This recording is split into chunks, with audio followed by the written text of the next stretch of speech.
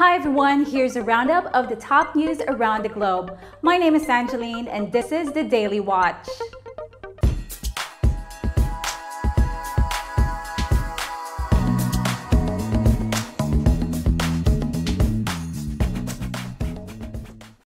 Hundreds of people have reportedly been killed and more wounded since fighting erupted between Azerbaijan and Armenia on September 27th. Azerbaijani and Armenian forces have exchanged heavy rocket and artillery fire, with each side accusing the other of targeting civilian areas as the fighting over the disputed region of Nagorno-Karabakh intensified in their decades-long territorial dispute. Nagorno-Karabakh is controlled by ethnic Armenians backed by Armenia and has been the subject of several United Nations resolutions calling for an end to the occupation of Azeri lands. The escalating conflict threatens to drag in other regional powers as Azerbaijan is supported by Turkey, while Armenia has a defense pact with Russia.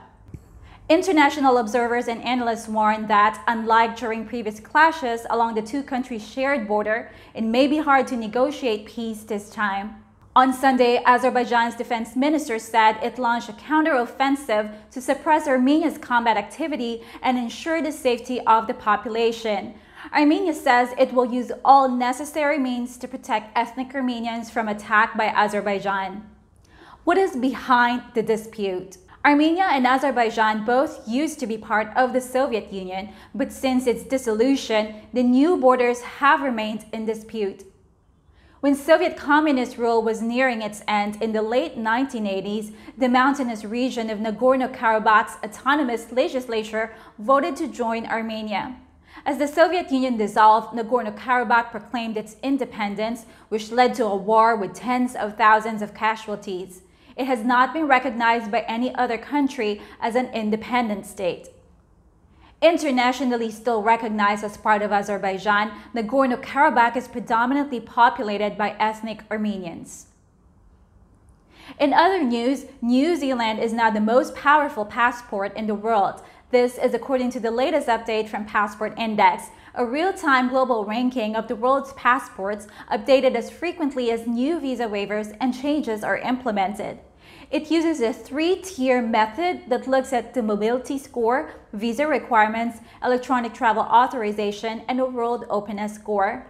The travel restrictions brought about by the COVID-19 pandemic have caused a shakeup in visa-free travel. New Zealand secured the spot with a score of 129, followed by Germany, Austria, Luxembourg, Switzerland, Ireland, South Korea, Japan, and Australia, all with a score of 128. In third place are Sweden, Belgium, France, Finland, Italy, and Spain, while the UK joined the Netherlands, Denmark, Portugal, Lithuania, Norway, Iceland, and Canada in fourth place. The US passport, which dropped to an all-time low of 28 in the rankings below Mexico and Uruguay back in July, is still absent in the top 10, coming in at 21st in the recent update. In bottom place are Afghanistan and Iraq, both of which have a score of just 31, followed by Syria, Somalia, and Yemen. In other news, United Arab Emirates plans to launch a spacecraft to the moon in 2024. Sheikh Mohammed bin Rashid Al Maktoum, who is also the ruler of Dubai, made the announcement on Twitter. This news comes in after their successful Mars launch in July this year. If all goes to plan, the UAE could become the fourth nation to land a spacecraft on the moon, after the US, the Soviet Union, and China.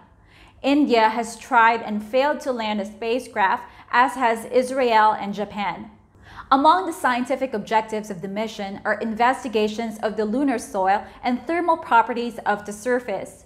The rover will also collect images and relay them back to Earth, and the mission will be used to test cutting-edge material science, robotics, and mobility technologies. The moon mission will be launching the same year. The US is expected to send the first woman and the next man to land on the surface of the moon. And that's it for today. If you liked today's video or learned anything new, press the like button. Subscribe and get the latest news from the Daily Watch. See you next time.